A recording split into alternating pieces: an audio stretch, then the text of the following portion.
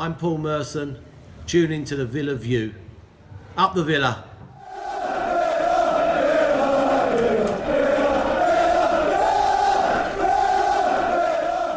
Dan, I went in today with an open mind and I expected to see something totally different to what we'd ever seen in the Villa performance so far this season.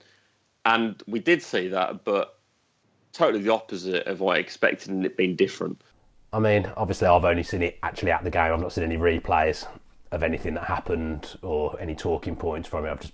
And the view at Brentford's not great, so I've just seen it from behind a net, basically. But that was absolutely atrocious.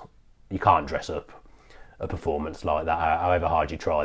I can't think of one positive from that game. We were just outclassed from probably for the first 10 minutes. We were okay, created a couple of chances, and then from then on it was just dead behind the eyes stuff. There was just nothing from Villa to get excited about. Rank.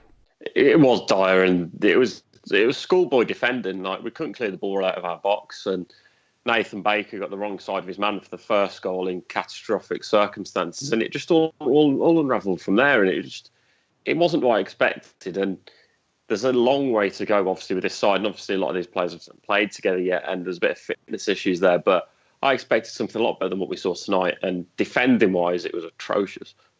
Oh, let's face it, it was an absolute show.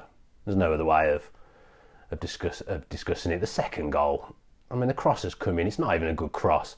It's in the 6-yard box. So in my eyes, Johnston should be somewhere in the vicinity of the ball. He's nowhere to be seen. You've got Alan Hutton letting his man go, I think.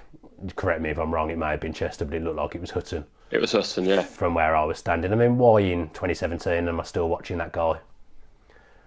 I don't know what the word is to describe him down that right-hand side, but why am I still watching that? I mean, I think that'll be the last we see of him now, but I think Bruce needs to take some responsibility tonight. I mean, there was one guy in our end that started chanting for Bruce out when we went 2-0 down, and he was on his own, and he got quickly given a short shrift by all the Villa fans around him. But to me, Bruce has got it wrong tonight, and he's not made any attempt to rectify it until it's too late. If you're 2-0 down in a football match, you expect to see some kind of reaction in the second half, a change maybe, just a different tempo, but there was just nothing. If anything, we were worse in the second half, so I'm just perplexed by what I've just seen. I don't think it's hit home yet what I've actually just witnessed. I mean, what was it like? What was it like on the telly? I imagine it was just as bad. It was probably worse, in fairness, because we got to see all the analysis in detail. The fact that cross for the second goal, the ball was allowed to bounce. We then saw Alan Hutton nowhere near it. We then saw James Chester nowhere near it. Then we saw Sam Johnston do absolutely nothing when the ball came towards him. You know, it was this catastrophic goal in all circumstances. And just up front as well, Jonathan Codger as well, he was so isolated. And when he did have chances, he was awful to try and take them. The first chance he had in the opening 15 minutes when it was laid on a plate to him by Henry Lansbury, he should have been hitting the net then. There was no excuses for missing that one. No, and that would, obviously, if you go 1-0 up, it's a completely different game. We were moving the ball around with some purpose in that first 10 minutes, but then from then on, I mean, Ryan Woods' pass completion in the Brentford midfield must have been bordering on 100%. I made it the 83rd minute, I think it was the first time he gave the ball away. I mean, the guy ran the show at Villa Park, but he killed us tonight. He was like watching Paul Scholes. He was absolutely brilliant. And fair play to Brentford. They out-footballed us completely, but they had a style of play. There was just no style of play from Villa tonight. We weren't playing on the break. We weren't moving the ball around. We weren't all out attack. We weren't defensive. I don't know what Aston Villa was tonight. It was like back to the dark days of last season for me. But you cannot play that amount of new players in midfield in one area and expect to win a football match. It's a bad team selection for me tonight. I mean, Bjarnason, you said, hasn't played for 6 weeks, and you're throwing him in central midfield, which isn't his position. It's Horahan's first game. Lansbury's played once. You ask him for trouble with his team selection like that. I mean, what's Grealish not starting instead of Bjarnason? At least he's been with the football club this season. Like, it doesn't make any sense. I'm not knocking the new players because you've got to give them time to gel, but it just baffles me that we threw them all in at the same time. We may as well have chucked Bree in at right back, to be honest, because everyone else was playing. It was just a poor team selection. Not making a sub till after the 70th minute is negligent when you're 3-0 down. What's the point? I'd have let the players stay on the pitch and copy it from the fans at the end. What's the point of making a sub when you're 3-0 down? Yeah, I think he took the blame already in his post-match press conference, but I haven't heard. It's not the point. here. The fact that the team selection was absolutely dire. On paper, I thought, yeah, it's decent, but then when it comes to reality, you realise that Bjornsson hasn't played since December. It's his first game for Hourihane, only Lansbury's second game, and overall, Codger's just come back from the African Cup of Nations. It wasn't an ideal situation to be in. And then, to be fair, if you looked at the bench, it wasn't that inspiring, but surely at half-time, alarm bells were ringing that Bjornsson looked off the pace. The amount of missed-time tackles he made in that first half. Oh, yeah, he was well off. To me, he should have been took off straight away and Gary Gardner should have been put on. Because Gary Gardner would have sat in the hole in the midfield, allowing Lansbury to push forward a bit more and Hourihane to do the same. And perhaps we might have had a fighting chance in the second half, but that wasn't to be. And we move on now to Forest away, where, God help us. There was three things that I thought in that midfield, and you can correct me if I'm wrong about any of these things. Was Hourihane playing right central midfield? He was. Right, he's left-footed, so why are we doing that? It seemed like we were playing three central midfielders. It didn't seem like any of them knew which one was supposed to be the holding midfielder and which one was supposed to bomb on. So we ended up with three people not really doing anything. And I've completely forgotten what the third point was, but I had a valid point to make. And the third point, I've just remembered now, is Gary Gardner. Okay, is he on the best form? No. Is he the best footballer in the world? No. But has he played with Henri Lansbury before? Yes. In football, you need partnerships and you need combinations that work. So you'd think having two people that have played together before would have made more sense than chucking in an Icelandic guy that hasn't played for 6 weeks. It seems to be an array of terrible decisions with the team selection, and I'm not convinced by the goalkeeper. And I know I pushed for Gleaning. Obviously, it's since come out that he was making silly demands. I'm not convinced by Johnston. I think he's made one save in the league games. Everything's just going in. Am I wrong with that? No, you're spot on. So he looks a bag of nerves now. I'm not surprised. I've seen people suggesting Mark Bunch would start the next game. And we're back to square one in terms of goalkeepers again. I mean, it's 10:30, closing in on deadline day. We're not going to get another goalkeeper, are we? You know, there's a long way to go in this season. At the moment, it doesn't look too good. But to me, it can only get better. Tonight, it's just possibly the worst performance I've seen this season. And it rivals Eric Black's game last season.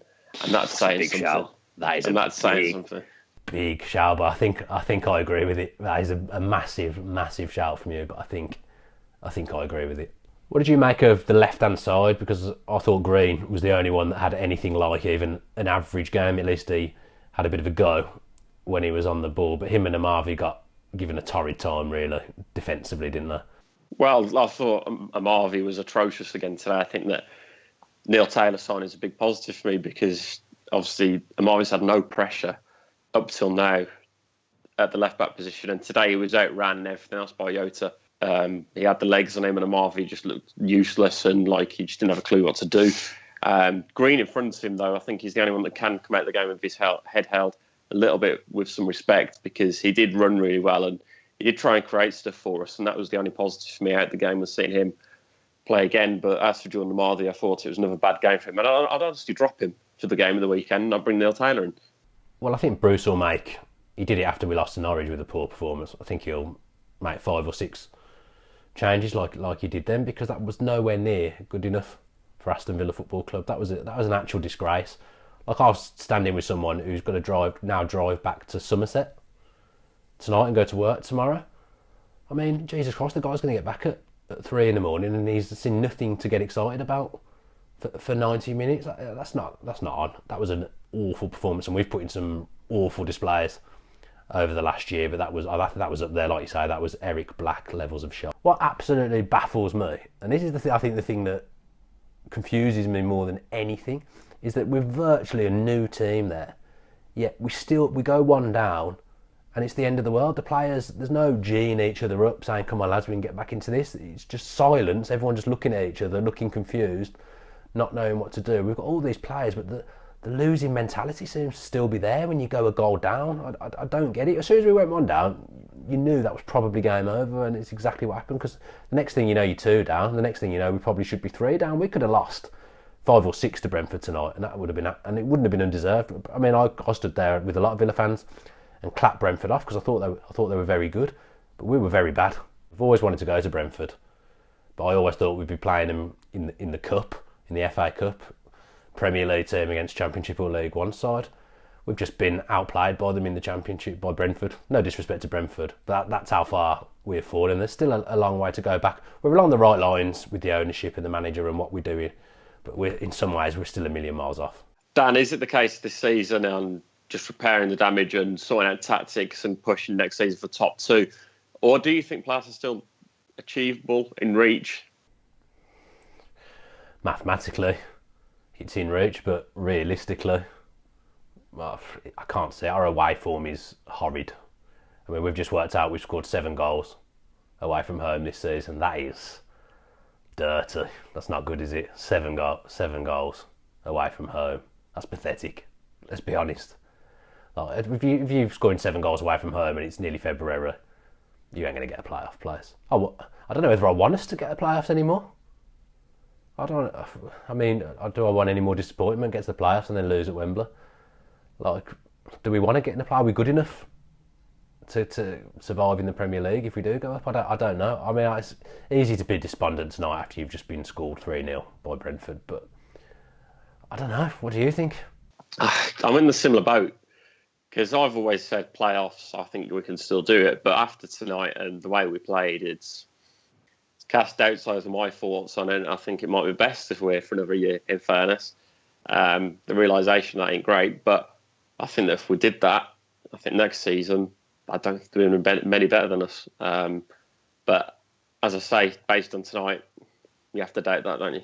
Somehow, and this is absolutely ridiculous to say out loud, we've ended up with a team that wasn't good enough for the Premier League, but now it doesn't seem right for the Championship either. So what's the team right for? I mean, I know we're trying to correct that now and put right those wrongs, but we just don't seem. I don't know. I'm rambling on. I'm upset now. I wasn't too upset until I came and did this talk, so you guys have depressed me thoroughly. Blame Villa, not me. That is the end of this video, though. I don't think we can say any more than that. That was the kind of thing like I do in Football Manager. I buy a load of people in January and then throw them all in the team at once and then wonder why I don't win. Like, that's exactly what's happened tonight. It's exactly what's happened. So if you've tolerated this ramble, then please do drop us a like below and also comment on what you thought about the performance and if you think the playoffs are out of our reach. Meanwhile, though, make sure I subscribe into the Villa View, your post notifications on. We are in February from tomorrow, which means that John Gregory video is upcoming soon. Bang my foot on the corner of the table. If you enjoyed that video, why not watch another? Click the video choices on screen now to go and watch them in full. Subscribe to the channel by clicking our logo there. On the left, and press subscribe. Easy peasy.